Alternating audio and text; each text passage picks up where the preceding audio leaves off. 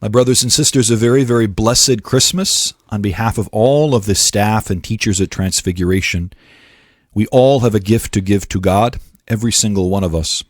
And it's my hope and my prayer that by hearing the words of the beautiful story, The Clown of God, by Tomie DePaula, that you might be inspired not only by the love of the Lord, which is the love of a God who thirsts for us, but also that you might be inspired to give to the Lord something of yourself, a gift, a talent that He has given to you that brings Him joy, that brings Him delight, the Christ child whose birthday we celebrate this holy season. Many, many years ago in Sorrento, there lived a small boy named Giovanni, who had no mother and no father. He dressed in rags and begged his bread and slept in doorways. But he was happy, and he could do something wonderful. He could juggle. Every day he would go to Signor Baptista's fruit and vegetable stall and juggle. He would juggle lemons and oranges, apples and eggplants, and even zucchini.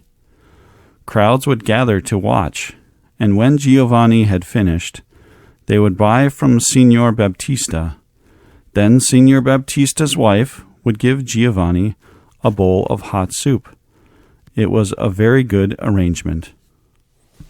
One day a troupe of traveling players came to town, and Giovanni watched as Arcolino and Colombina, in their beautiful clothes, danced and sang.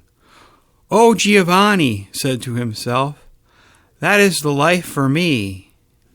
So when the play was over, Giovanni went and spoke to the maestro.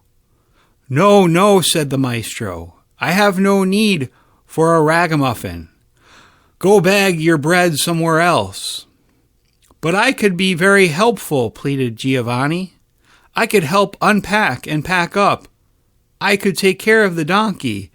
And maestro," added Giovanni, "I can juggle." "Not bad," said the maestro, watching.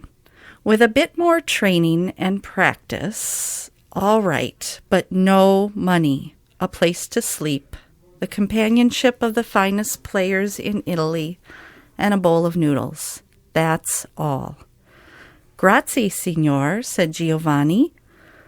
"Go get your things. We will leave in an hour," said the maestro. And so Giovanni said goodbye to Signor and Signora Baptista and became a traveling player. Not long after, the maestro gave him a costume, and Giovanni juggled for the crowds. He would put on a clown's face, step out from the curtain before the play began, bow, open up a colorful bag, roll out a carpet, and begin. He would juggle sticks, plates. Then he would balance the plates on the sticks and twirl them. He would juggle clubs, rings, and burning torches. Finally, he would toss a red ball and an orange ball, then a yellow ball, a green, a blue, and a violet ball, until it looked as if he were juggling the rainbow. And now for the sun in the heavens, and he would cry, still juggling. He would pick up a shiny golden ball and toss it higher and higher, faster and faster, and how the crowds would cheer. Giovanni became very famous, and it wasn't long before he said goodbye to the traveling troupe and set off on his own. Up and down Italy he traveled, and although his costume became more beautiful, he always kept the face of a clown. Once he juggled for a duke, once for a prince, and it was always the same. First the sticks, then plates, then the clubs, rings, and burning torches. Finally the rainbow of colored balls. "And now for the sun in the heavens," he would shout. And the golden ball would fly higher and higher, and the crowds would laugh and clap and cheer. One day, between the two towns, Giovanni was sitting in the shade of a tree, eating lunch of bread and cheese. Two little brothers came down the road. "Will you share your food with us, good clown?" they asked. "For the love of God and the blessing of our brother Francis." "Sit down, good fellows," Giovanni said. "There is more than enough." As the three men ate, the two little brothers told Giovanni how they went from town to town begging the food and spreading the joy of God. Our founder, Brother Francis says that everything sings of the glory of God. Why, even your juggling, said one of the brothers. That's well and good for men like you, but I only juggle to make people laugh and applaud, Giovanni said. It's the same thing, the brothers said. If you give happiness to people, you give glory to God as well. If you say so, said Giovanni, laughing, but now I must be off to the next town. Arrivederci, good brother, and good luck. And wherever Giovanni went, the air was filled with his flying sticks and plates, his clubs and rings and torches, and always his rainbow of balls and the sun in the heavens. And wherever Giovanni went, the faces of the crowds would be all smiles, and the sound of laughter and cheers would ring through the towns. Years passed. Giovanni grew old and times became hard. People no longer stopped to watch. It's only the old clown who juggles things. We've all seen him before, they said.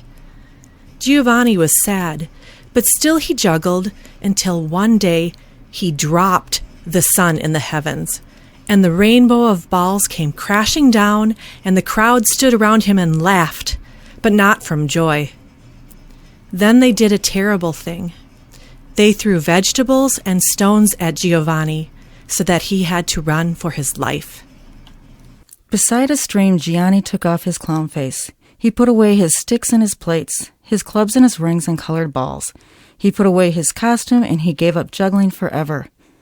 What little money he had soon was gone, and his clothes became rags, and he begged his bread and slept in doorways as he had done as a child.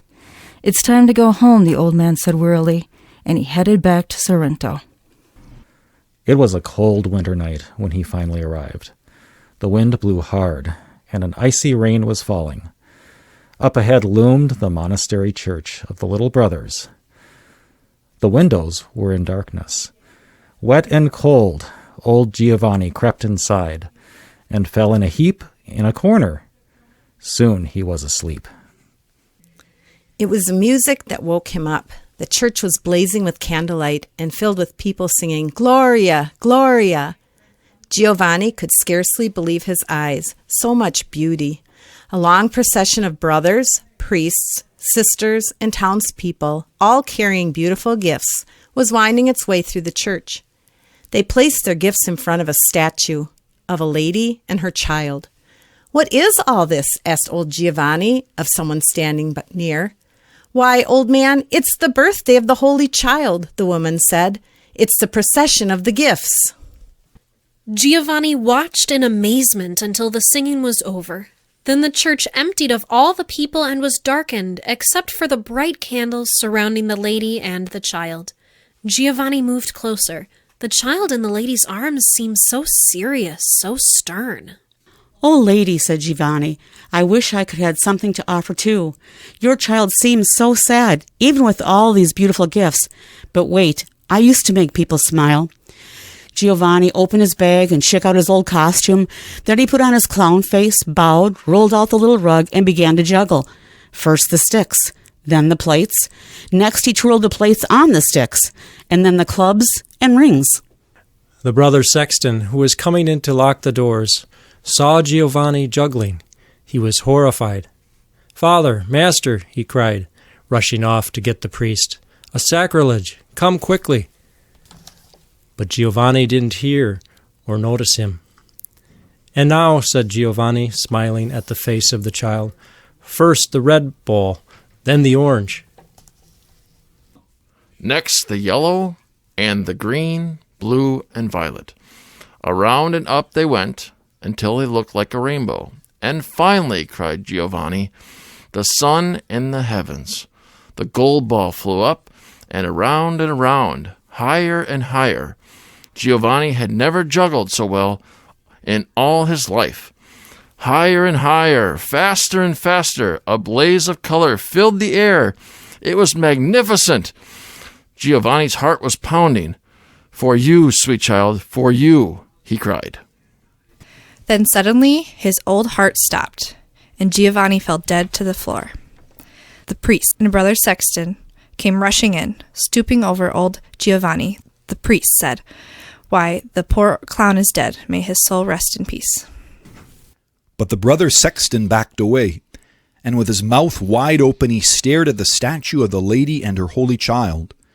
"O Father," he said, pointing, "O Father, look!" The child was smiling, and in his hand he held the golden ball.